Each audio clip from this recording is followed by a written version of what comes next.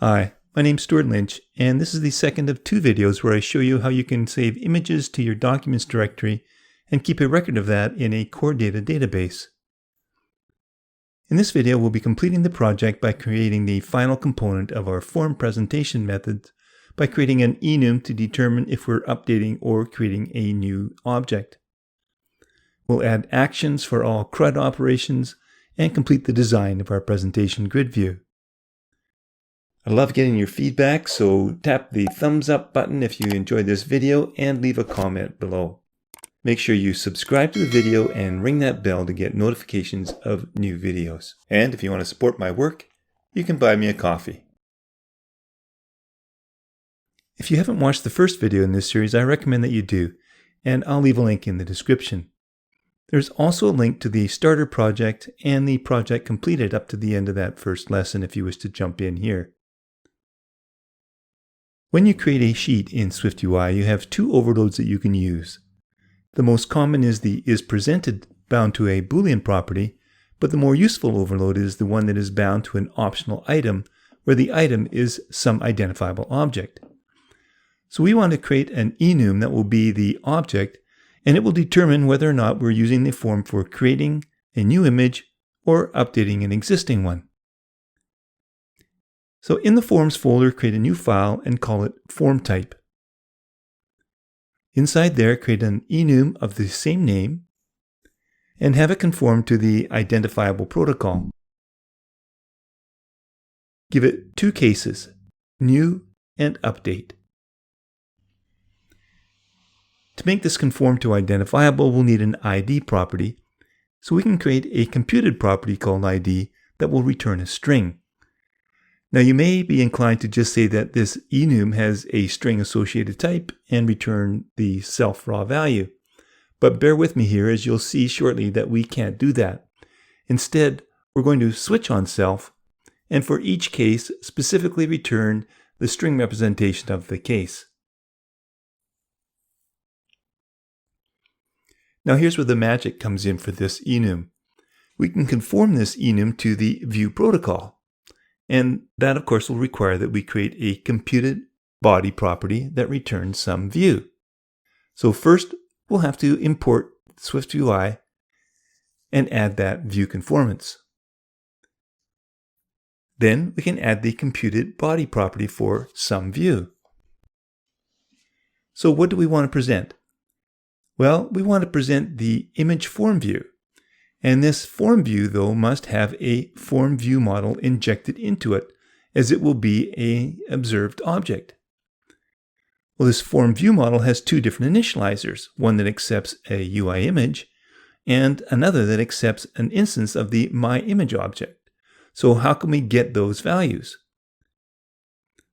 Well, we can specify that when we create an instance of this Enum, our cases have associated values. So when the case is new, we can pass in a UI image as the associated value. And when it's an update, we'll pass in a MyImage object. Well, now that we have those associated values, we can use them to pass along to our form view models.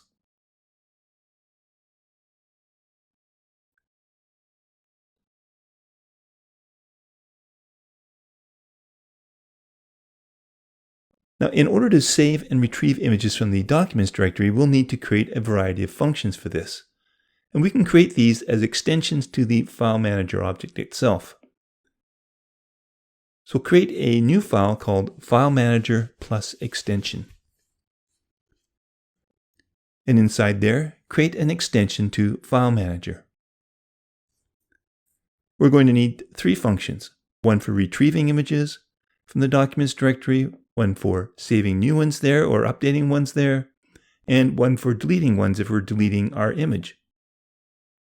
So let's start with the retrieving function. We'll be retrieving an image based on an ID that we get from our record in CoreData. So let's create a function called retrieveImage with ID that is a string, and it's going to return a UI image. But it might not exist, so I'm going to return an optional UI image. But we'll also have to change our import to UIKit. we'll need to create a URL that will be the location in the Documents directory with the unique name of the image that we're saving appended to that URL. The Documents directory can be found using a static property on URL, and that's new in iOS 16. It is the URL.Documents directory. We can then append the path component by forming a string using the ID in string interpolation and appending the extension .jpeg. We now need to get the image data that is the data contents of this URL. I can then convert it to a UI image using this data and return it. If this try fails though, we'll need to catch it. So we'll print out an error and return nil. So we'll need to enclose this in a do catch block. And then in the catch block, we'll print the error's localized description before we return nil. For the save image, this function will have two function parameters. One will be the ID that we can use for the name, and the other will be the actual UI image. So first, we'll create the image to data using the ImageJPEG function, and we'll pass in a value for a compression quality, and I'm just going to suggest 0.6. This will reduce the size of the image without degrading the quality so much that it will be noticeable in the app. Now this is going to be optional, so let's unwrap it using an if-let. And then if it fails, we can print to the console. If it's successful, however, we can use a do catch block to try and write to the Documents directory. In the do block, the first thing we'll need to do is to create a URL for our image, which will include the path for the saved image.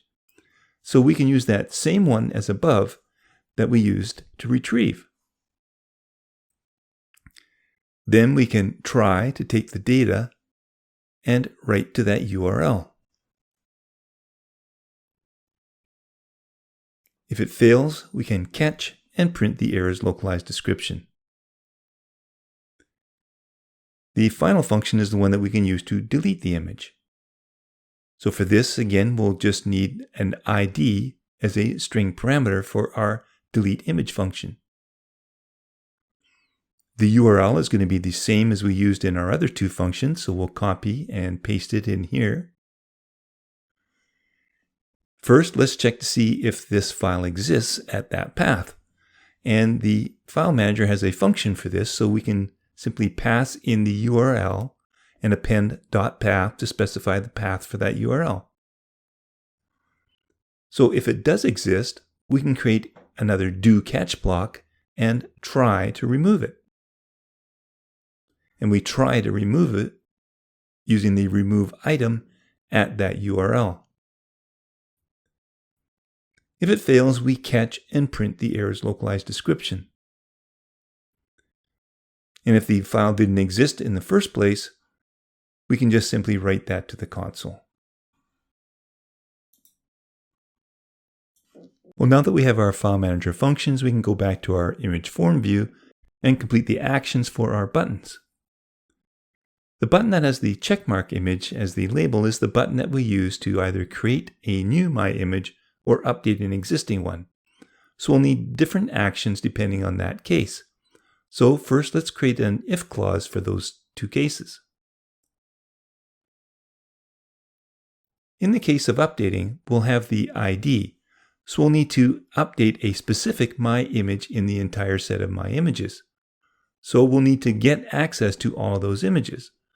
Well, in CoreData, we can use that fetch request property wrapper that we used in our first view. So let's go back there and copy it. And we can paste it in here. But we don't need the sort descriptors, however, because we'll not be displaying the entire list of images. So I can remove the array and just make it an empty array. Also, if we're going to update our database, we'll need to access the managed object context. And you may recall that we injected that into the environment in our app entry point as a key path. which was the managed object context key path. So let's access it here and assign it to the variable mock. With these two additional pieces of information, we can complete our actions. In that update clause, first unwrap the optional viewModel ID using an if-let. Then we can let the selected image be the first one from the MyImages array, where the iterated ID is equal to this unwrapped ID. Once we have the selected image, we can update its name with the name entered in the text field, which is the viewModel's name property. Then we can save the image with that ID and the image that will have been injected into the viewModel. You'll see this next. Or if it was updated, by tapping the Change Image button. We'll use the FileManager Save Image function for this. The image has been either updated or created. If it's an update, it'll simply replace the existing image containing the same ID. Our data hasn't been updated yet, however. But all we have to do here is change the name property for our selected image in the staging managed object context. So if we did make a change, we can select that and try and call the mock save method to update the database. If we're not updating, well, this must be a new image. So we'll create a new image using our managed object context. Our MyImage object has two properties, a name and an ID. So we'll get the name from our viewModel's name, which is that text field. The ID is just a string, so we can create a unique one using a UUID string. Next, we'll try to invoke the managed object context save method to save it to the database. We'll still need to take that image though and save it to the documents directory using that ID from our new image, which is an optional. But remember, we unwrap it in our MyImages extension file using a computed property called ImageID, and the image is that unique property from our viewModel. Then the dismiss will dismiss the view. We have one more action to complete, and that's the delete button on the toolbar, where we have that trash icon. First, since we know the ID, we can use an if-let to find the selected image by searching the MyImages for the first one where the iterated ID is equal to the viewModel's ID. If it exists, we'll call the FileManager delete function with that selected image ID. We then call the managed object context delete function, passing in that selected image, which will only remove it from the staging area. We'll then have to try and use the mock save function actually to remove it. And then finally dismiss the view. We can return now to our opening screen, the grid view, and complete our project. We'll need to be able to present the ImageFormView, so we'll need a private state property called FormType that will allow us to present that ImageFormView. And this will be an optional. When we tap on that toolbar button to bring up the Photos Picker, if a selection is made, the Image Picker's UIImage property is updated. We can then watch for changes on this then and update our form type by selecting the update case, as that has an associated value that requires a UI image, which will be the one selected. So after the toolbar then, create an onChange method for the Image Picker UI image, and this will provide us with a new image that will be an optional. We can then use an if-let to unwrap it and set the form type to be the new case with the new image as an associated value. We then present the form using a sheet function that requires a binding to an optional identifiable item, and that's our form type. Well, this will provide us with the form type that's an Enum that conforms to the view protocol, which is actually a view. And this is what we use to present. And we can even shorten this to simply be $0. Let's test this in the simulator now. Run the app. Select an image from the Photos app. Don't select this red flower image here. It's corrupted for some reason in the simulator's iPhones. Once selected, our form view appears, but the update button is inactive. We must enter a name for our image, so let's do that. When we do that, the checkmark button is now available to us, and I can save it, and the view dismisses. Of course, we don't see our image yet because we haven't coded our grid view, but I'd like to check to make sure that the image was saved in the Documents directory at least. So I'm going to go to the app entry and then add an onAppear function to the MyImagesGridView. Here I'm just going to print the document directory's path. And to do this, I just use the URL documents directory and append.path. If I run the app now, the app gets presented, and then the documents directory is printed to the console once it launches. I can select this entire string and then right-click on it and choose Services, Open. Click on the Run Service, and your Documents directory will be opened where you can see your saved image. Perfect. We'll find out if it were stored to CoreData once we present our stored images and their names in the grid. So let's build that grid view. First, start with creating a columns property where the columns are an array of grid item that is adaptive with a minimum of 100. Let's replace the comment here now with a scroll view and add some padding. Inside the scroll view, create a lazy V grid where the columns are our columns, and we'll set a spacing to 20. To generate those grid items, we'll create a for each loop on all of our images, and that's going to generate a MyImage instance, so that inside the for each loop, I can create a button that we can use to display the image and the name as a label, but the action will set our form type to be able to update, passing in that MyImage. So first the action, as I said. Here we set the form type to the case update and pass in the MyImage instance from the for each loop. And then for the label, we'll create a VStack. Now it's within here that we want to create an image from the MyImagesID property. I can make this easier to read if I make that a computed property for MyImage within my MyImage extension. So let's go there. Let's create the computed property called UIImage that is of type UIImage. And then if the image ID is not empty, and we can use the let image be the one we retrieve from the file manager with that image ID, and simply return it.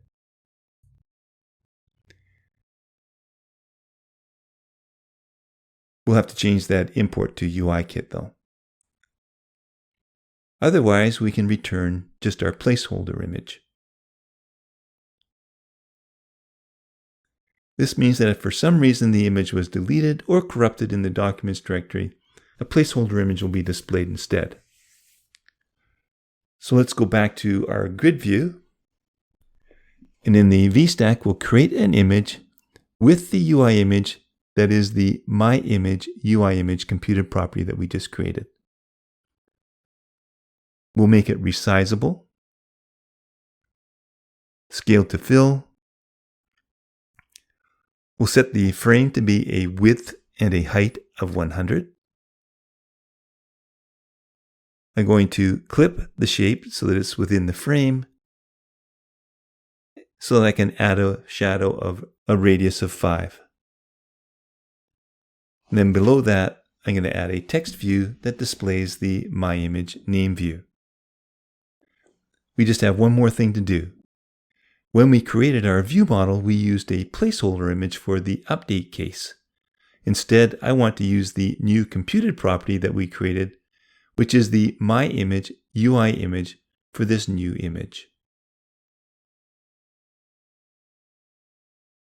That's it. Let's test out our app. I can run the app and I can see that waterfall image there. So we must be retrieving from the directory, and the database must have stored that ID so that we could have found that particular image. When I tap on the image, I can see that we are in edit mode with the delete button and the change image button. So let's pick a different image. Let's update the name to reflect that image. When I tap the checkmark button, the view dismisses, and I see my image has been updated along with its name on my screen. Let me tap once more and delete it. The image disappears as it's removed from both the database and from the Documents folder. That's it. But before I leave you, let's try to add some more images to the grid. And let me share with you some photos that I've taken and are with the starter assets. If you bring up the simulator and go to the Photos app, you'll see the photos that ship with the simulator. But you can also drag in photos of your own. So you can open up that Photos folder that I supplied with the starter project, and you can simply drag in those photos directly to the Photos window on your simulator.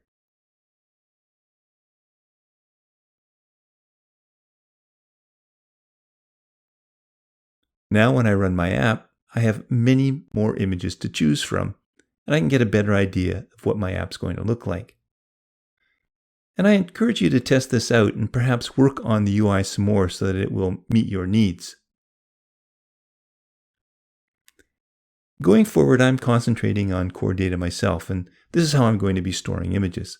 Rather than trying to bloat the database by adding blobs, I'm just going to add references to the images in the Documents directory, and it's a nicer way to go. When your app is backed up, these images are backed up with the app as well, so when you restore your app after purchasing a new phone, the images will come along with it too. I hope you've learned something in these two videos that you can use in your own projects. If you like this series, please give the videos a thumbs up and leave me a comment. Be sure to subscribe to my channel and ring the bell to get notified of new videos. Thanks for taking the time to check this out, and I hope you'll watch more of my content. Till next time then, thanks.